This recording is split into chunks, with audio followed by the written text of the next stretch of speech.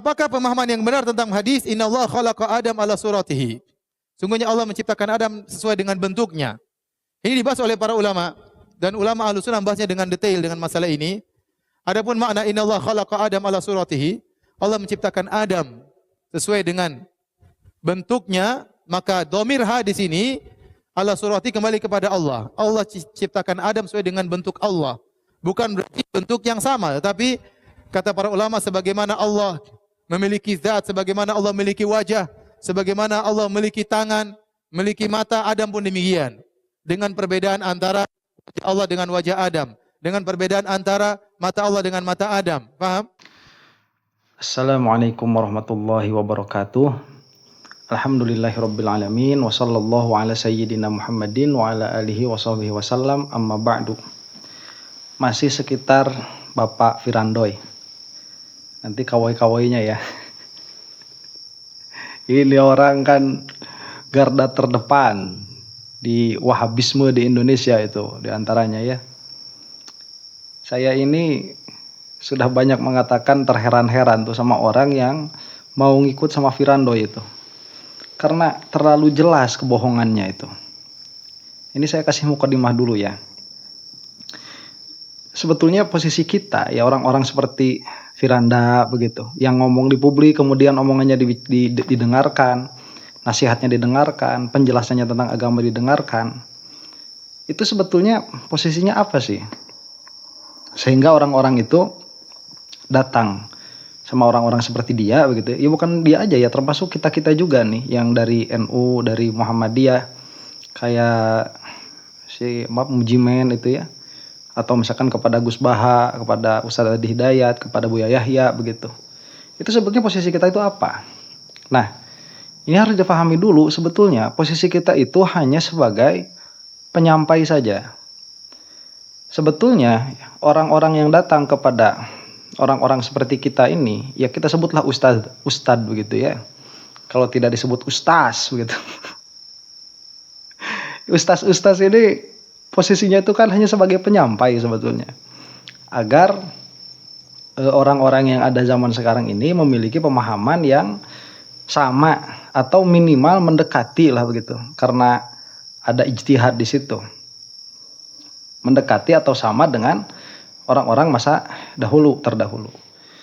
Jadi omongan kita itu sebetulnya baru ada harganya, baru ada nilainya apabila sama dengan penjelasan para ulama terdahulu. Misalkan kalau ada Al-Imam Ibnu Hajar Al-Haytami, apa sih fungsinya saya itu? Itu gak ada fungsi sama sekali. Kalau ada Al-Imam Ibnu Hajar, ngapain kamu itu dengerin omongan saya? Kalau ada Imam As-Sanusi, ngapain kamu itu dengerin omongan saya itu? Nggak ada harganya omongan saya sama sekali.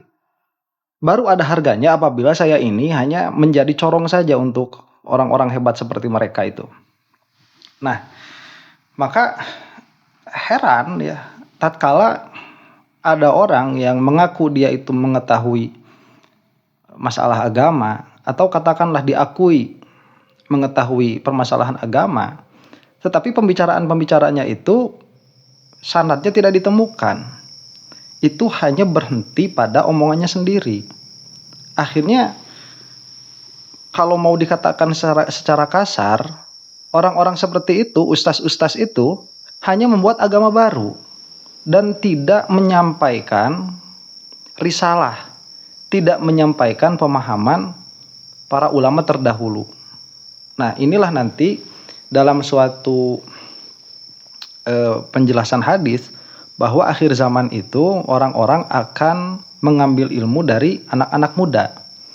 Nah, di dalam syarah hadis itu, anak-anak muda itu bukan yang umurnya muda, bukan, tetapi yang pembicaraannya itu baru, tidak mengambil pembicaraan orang-orang terdahulu.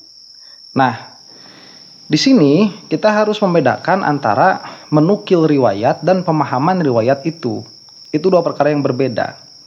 Jadi kalau misalkan ya kayak Firanda nih ditanya tentang Allah Subhanahu wa taala kemudian mengatakan di arsy, kemudian mengatakan itu ada di dalam Al-Qur'an, ya nggak usah ada ulama kalau kayak gitu. Udah kasih buku Quran kasih Al-Qur'an terjemah atau kasih hadis terjemah, udah nggak butuh sama si Firando itu. Buat apa? Ya. Kalau cara memahami agama seperti itu. Justru transmisi yang dibutuhkan itu sebetulnya bukan pada teks, karena teks ini alhamdulillah sudah terjaga, terutama Al-Quran. Al-Quran itu dijamin oleh Allah Subhanahu wa Ta'ala, dijaga. Apa yang dijaganya itu? Lafaznya, bukan pemahamannya. Kalau misalkan janji Allah terhadap pemeliharaan Al-Quran ini, dia muradnya, maksudnya itu adalah dijaga pemahamannya, nggak bakalan ada firqoh, tidak akan ada yang beda pemahaman terhadap satu ayat. Lah bagaimana itu bisa dibenarkan, sedangkan kenyataannya jangankan perkara-perkara yang mutasyabih yang dia itu mempunyai banyak kemungkinan makna begitu.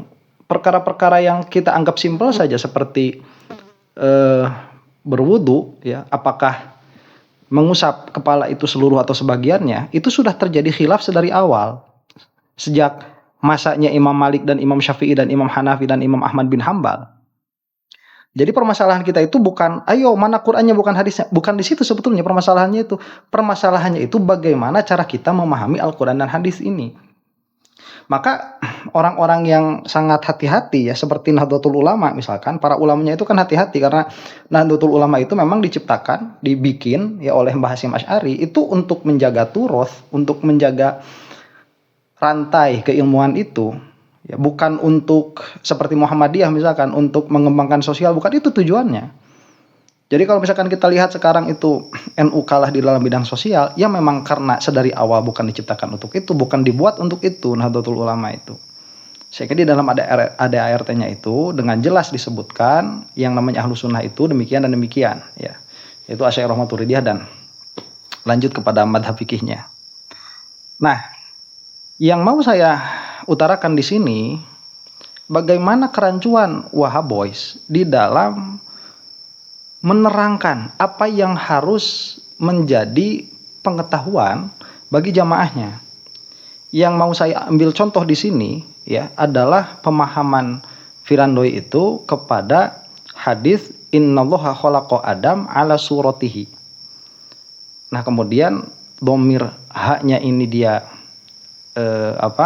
dhamir haknya ini dia bermasalah begitu ya, kemana rujuknya. Kemudian dengan pasti dia mengatakan rujuknya itu kepada Allah. Jadi Allah itu menciptakan Nabi Adam atas bentuknya Allah, atas surahnya Allah. Yang mana pada akhirnya nanti ada pemahaman bagi jamaahnya bahwa bentuknya Allah itu seperti bentuknya Nabi Adam, karena ya afis begitu. Kalau Allah diciptakan atas bentuknya, kalau Nabi Adam diciptakan atas bentuknya Allah, berarti Nabi Adam itu representasi dari surahnya Allah. Nah, sedangkan pemahaman seperti ini diambil dari mana? Dia tuh asal celetuk aja begitu, asal ngomong aja. Diambil dari mana ini? Nah, si Wahabi ini kan termasuk di dalamnya Firandoi, ini kan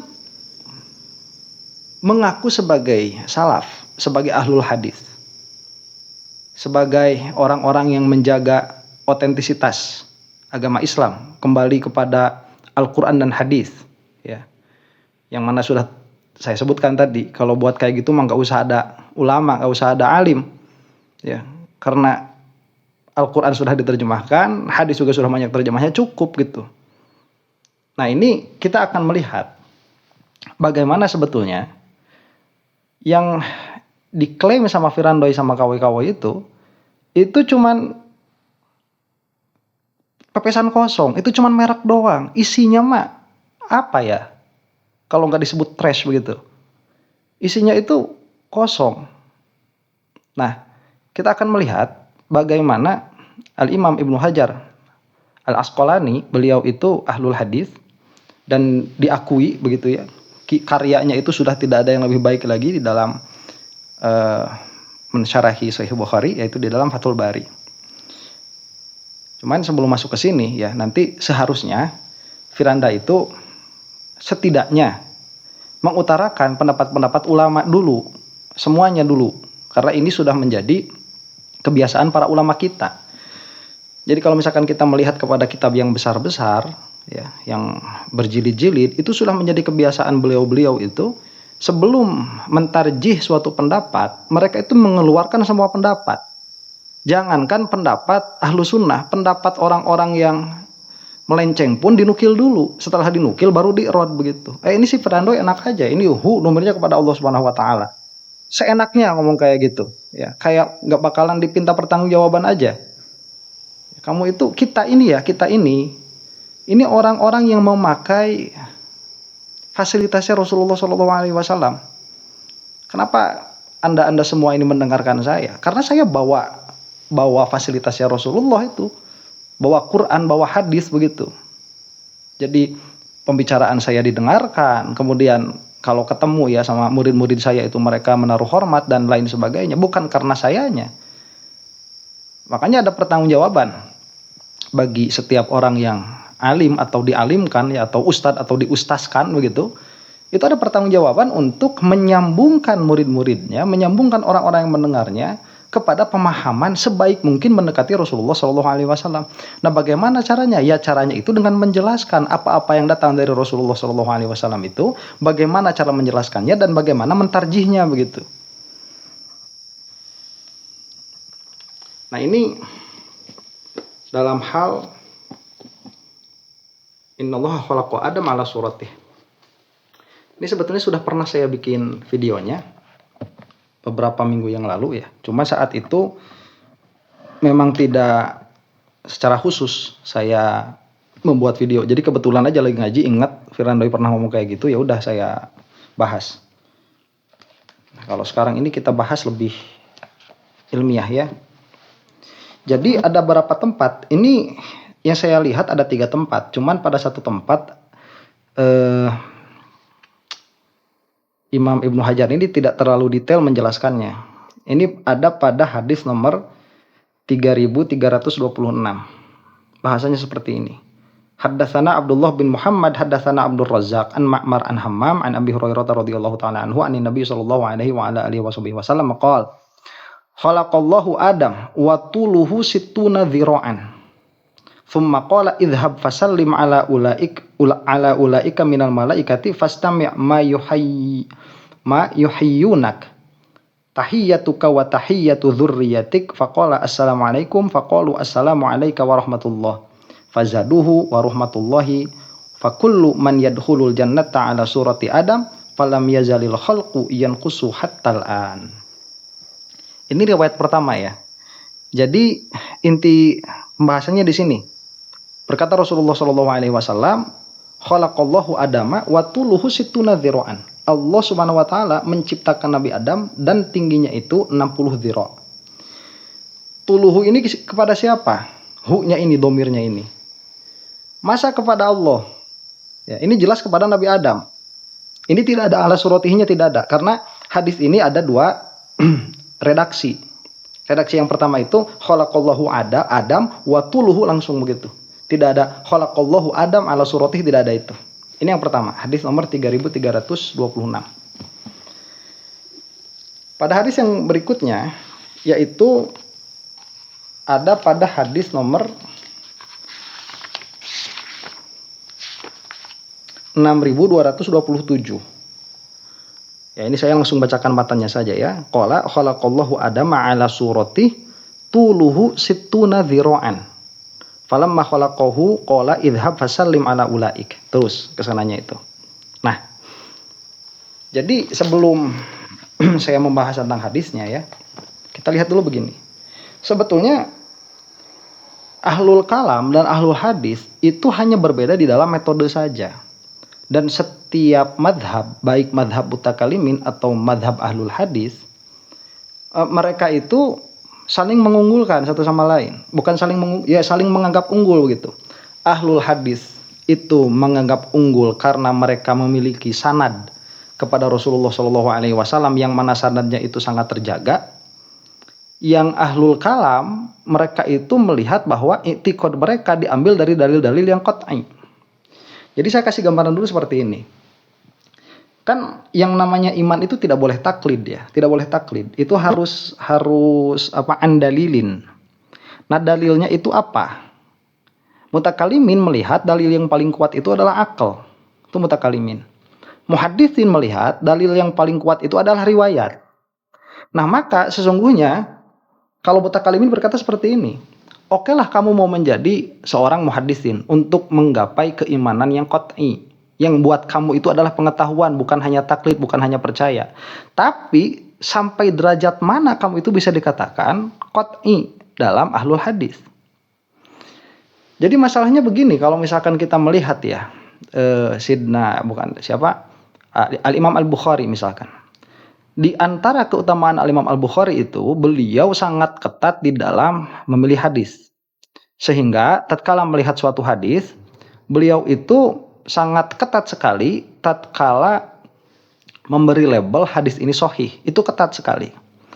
Dan filternya Al-Imam Bukhari itu beliau cari sendiri, ya. Orang-orangnya beliau cari sendiri, kemudian beliau itu mentakdil atau menjarah, ya, mentajrih, menjarah perawi itu beliau lakukan sendiri dan beliau punya metode sendiri. Yang mana untuk beliau itu adalah ilmu yang qat'i dari segi riwayat. Jadi riwayat itu dia hanya menyampaikan atau memastikan bahwa ini secara lafaz subut pasti dari Rasulullah SAW. Karena itulah ada riwayat-riwayat yang sahih, ada yang mutawatir itu sudah yang paling tinggi, kemudian ada yang lebih bawah daripada itu, yang hasan, yang dhaif, hasan bi ghairihi, yang sahih bi ghairihi dan lain sebagainya. Sampai ulama hadis itu menciptakan atau membuat term-term, ya, istilah-istilah yang belum pernah ada sebelumnya. Nah, ini untuk menyampaikan kepada ilmu. Tapi kalau sudah sampai kepada kita nih, misalkan sudah sampai kepada saya, tatkala saya mengatakan hadis ini sahih, itu saya cuman ikut sama Al-Imam Bukhari. Jadi akhirnya taklid juga begitu. Dari mana saya tahu misalkan hadis ini yang ada di Sahih Bukhari itu di hadis nomor 6227 yang mana redaksinya sudah saya bacakan tadi, tahu dari mana ini sahih? Ya tahu dari Imam Bukhari, bukan hasil penelitian saya. Yang mana pada akhirnya kalau seperti itu, ya taklid juga. Bisa nggak sampai derajat ilmu? Bisa, tapi harus gila-gilaan kalau mau jadi ahlul hadis itu. Ya, kamu mau cari nih riwayat hadis ini langsung yang sampai sama kamu itu butuh berapa rantai sekarang, butuh berapa sanad. Mungkin bisa sampai, kalau turunan itu ada 38, sedangkan penerimaan sanad itu satu generasi bisa 2-3, itu butuh 100-an itu lebih. Mungkin itu dari satu hadis. Kemudian kita harus menjarah wa ta'dil sendiri begitu untuk menjadi ma'rifat. Nah, makanya jalan yang paling mudah itu ahlul kalam ya dengan akal, karena kita punya semua akal itu. Cuman untuk masuk ke dalam kesimpulan-kesimpulan melewati akal, kita harus mempelajari aturan-aturan berpikir dulu. Nah, itu namanya mantik. Cuman ala kulli halin, kesimpulan dari muhaddis yang asli muhaddisin dengan kesimpulan mutakalimin akan sama. Dan ini akan saya buktikan begitu. Meskipun metodenya berbeda. Kalau mereka itu memang benar-benar gila-gilaan ya di dalam mencari kebenaran itu, akhirnya akan sama. Cuman nanti metodenya seperti ini, misalkan tatkala ahlul hadis ya, tatkala mutakalimin ditanya nih, innallaha khalaqa Adam ala suratihi, atau khalaqallahu Adam ala suratihi. Ha ini domir baliknya kemana? Mutakalimin langsung begini, ini pasti domir baliknya kepada Nabi Adam. Kenapa? Karena Allah memiliki surah, memiliki bentuk, itu sudah perkara yang mustahil. Nah, itu pendapatnya mutakalimin itu sudah gampang sekali. Allah itu bukan jisim, Allah itu tidak terkena oleh materi, Allah itu tidak berdimensi begitu. Bukan perkara yang material, maka tidak bisa surah itu makulatus surah kena kepada Allah Subhanahu wa taala. Selesai. Maka hu ini pasti kembali kepada Nabi Adam. Nah, itu jalannya siapa? Mutakalimin. Nanti ada jalan lughah. Ada teori unik begitu dari para ulama. Kalau kamu itu sudah tabahur, sudah dalam sekali dalam suatu fan ilmu, pada akhirnya kamu akan menemukan jalan kebenaran dengan fan ilmu itu. Jadi mutakalimin itu nggak usah tahu hadis-hadis begitu untuk mengenal Allah begitu ya. Ini bukan dalam pengertian untuk mengenal syariat, bukan. Kalau untuk mengenal syariat ya beda lagi fatnya. Untuk mengetahui sesuatu ini benar atau tidak secara pasti, ahlul kalam itu sudah cukup dengan akal begitu. Itu akan dapat sampai kebenaran. Ahlul lughah kalau dia sudah tabahur di dalam fan ilmunya, dia pun bisa menggapai kebenaran dengan ilmu lughah. Misalkan tatkala membahas ini nih, khalaqallahu Adam ala suratihi. Nah, ala suratihi hanya ini kembali kemana? Mudah untuk ahlul lughah itu. Mereka mengatakan seperti ini. Ini adalah tempat idmar, bukan tempat izhar. Ya, ada muqtadul hal tuh nanti di dalam balaghah. Nah, karena ini adalah tempat idmar, maka sudah sepatutnya qaul yang fasih memang memakai dhamir, bukan memakai isim yang zahir. Jadi kenapa Rasulullah itu kok pakai dhamir? Akhirnya orang-orang jadi bingung. Loh, kalau nggak pakai dhamir di dalam tempatnya idmar, nanti itu jadi nggak fasih. Makanya qaulnya Rasulullah sini sudah fasih karena mengidmarkan memang pada tempatnya begitu. Khalaqallahu Adam ala suratihi. Allah sudah disebutkan, Adam sudah disebutkan, maka tidak ada kepentingan untuk menyebutkan salah satunya. Jadi Allahu khalaqa Adam ala suratillah misalkan, atau Allahu khalaqa Adam ala surati Adam. Sudah tidak ada kepentingan seperti itu. Nanti kalau disebutkan seperti itu tidak menjadi fasih. Nah, akhirnya lugawiyun akan berkata seperti ini. Kita lihat murajjih. Nah, murajjihnya itu bukan murajjih mutakalimin. Kalau mutakalimin kan nanti murajjihnya itu mengatakan, oh ini tidak mungkin kepada Allah karena Allah tidak mungkin kena oleh surah. Beres. Lughawiyin nanti mengatakan ini tidak mungkin kembali kepada Allah secara lughah. Kenapa? Karena dhamir itu pasti akan kembali kepada yang paling dekat kalau tidak ada murajjih yang lain.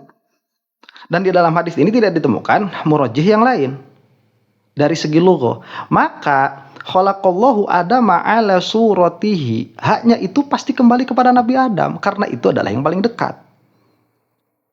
Jadi kan akhirnya sama tuh kesimpulan mutakalimin sama kesimpulan lughawiyun. Sekarang ahlul hadis ya. Tatkala ahlul hadis itu mau mentarjih seperti ini, mereka mah harus pakai hadis lagi. Jadi bagaimana memahami khalaqallahu Adam ala suratihi tuluhu sittuna dzira'an, bahwa Allah Subhanahu wa taala itu menciptakan Nabi Adam ala suratihi, ini hi-nya kemana domirnya? Nanti dilihat, ada nggak riwayat yang lain yang sama dengan yang ini? Ternyata kan ditemukan pada 3326 itu. Di sini khalaqallahu Adama wa tuluhu, langsung, dan tingginya Nabi Adam. Di sini kan nggak ada surah. Di 3326 tidak ada surah. Langsung khalaqallahu Adama wa tuluhu, langsung, dan tingginya. Ini tingginya siapa? Ya tingginya Nabi Adam begitu. Karena tidak ada bahasa surah di sini. Nah, maka kata Ibnu Hajar nanti disebutkan ya. Wa hadhihi riwayatu tu'ayyidu qaula man qala innad dhamira li Adam wal ma'na anna Allah Ta'ala awjadahu 'alal hayati allati khalaqahu 'alaiha. Jadi Allah Subhanahu wa taala itu menciptakan Nabi Adam atas bentuk yang Nabi Adam itu ada pada saat itu. Jadi ini untuk menjelaskan Nabi Adam itu nggak anak kecil dulu, kemudian Nabi Adam itu tidak masuk ke dalam rahim dulu, bukan air mani dulu, dan lain sebagainya. Ini penjelasan akan sangat bagus sekali untuk dibahas, tapi butuh waktu yang panjang begitu. Nah, nanti saya mau lihat dulu nih ya di komentar, mau terus apa enggak begitu. Kalau mau terus, nanti saya teruskan dengan yang lebih dalam lagi. Cuman sampai sini mungkin kita sudah memiliki gambaran bagaimana dustanya Firandoy itu. Ini dusta itu dia itu, ya. Enggak ada yang aling-aling tiba-tiba itu pada Allah. Murajihnya apa? Kalau bukan pikiran tajsim, sedari awalnya itu sudah punya pikiran bahwa Allah itu memang berbentuk. Ya, maka hanya ini kepada Allah. Murajihnya apa? Hak ini bisa kepada Allah, hak ini bisa kepada Nabi Adam. Terus kamu memilih kepada Allah, itu apa murajihnya? Kalau misalkan nanti kembali kepada Allah, ada nih nanti kemungkinan itu kembali kepada Allah. Bagaimana memaknainya? Ahlul hadis itu nanti ada. Begitu. Nah, ini sampai sini saja dulu ya. Mudah-mudahan kita semua diampuni oleh Allah Subhanahu wa taala. Wallahu taala a'lam bishawab. Assalamualaikum warahmatullahi taala wabarakatuh.